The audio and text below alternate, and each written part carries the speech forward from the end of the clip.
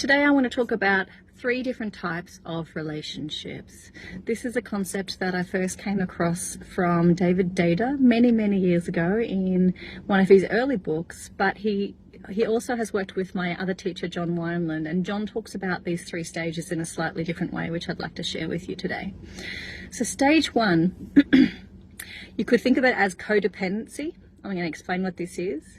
The other way to think of it is selfish or wounded. So traits of this first stage of relationship are when we're doing things to keep the other person happy. I do this, you give me that. I have sex with you, you buy me nice clothes, you take us on holidays, you look after the kids, you provide me a nice house, you don't beat me up. So it can sometimes be very unhealthy and very toxic. The second stage of relationship is when people get sick of that dynamic of expectation and pressure, they start to evolve and they separate into independence. So from codependence in stage 1 to independence in stage 2. So what's beautiful about this is we start to take self-responsibility. We learn to have our own sovereignty. But the challenge of this relationship in any kind of dynamic is over time polarity can start to be affected and even die, because polarity is infused by difference, and this stage is characteristic by a 50-50 dynamic. You do this and I'll do that. We're on the same team. So it's not this pressure of I'm keeping you happy, but it is quite transactional in a different kind of way. So it's like, you make this much money and I'll make this much money. You do this for the kids and I'll do this for the family. You know, there's all these different exchanges that happen, and so it can start to feel like a business transaction. The third stage, which is less talked about, is sacred. So the stage of sacred is also known as interdependence.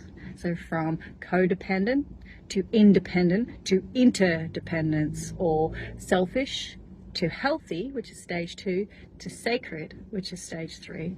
So characteristics of this third stage: the motivations of each individual, both individuals, are for the betterment of the relationship.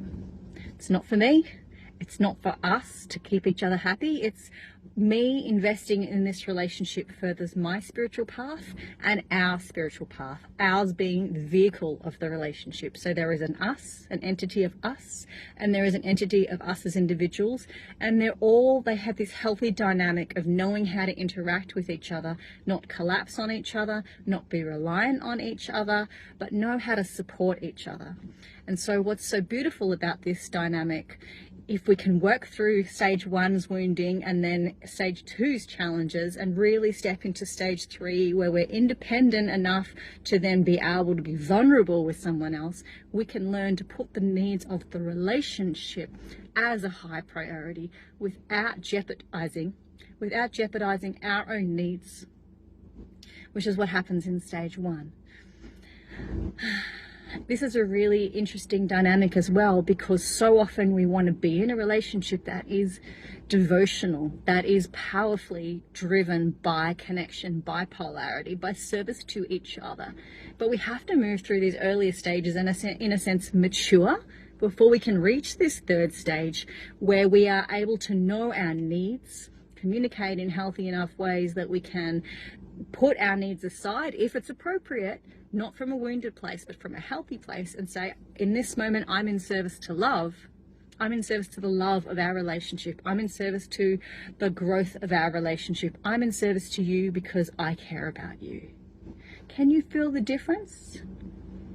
It is quite subtle, but I invite you to reflect and think on, if you're in a current relationship or your past relationship, where were you? Stage 1, stage 2, or stage 3?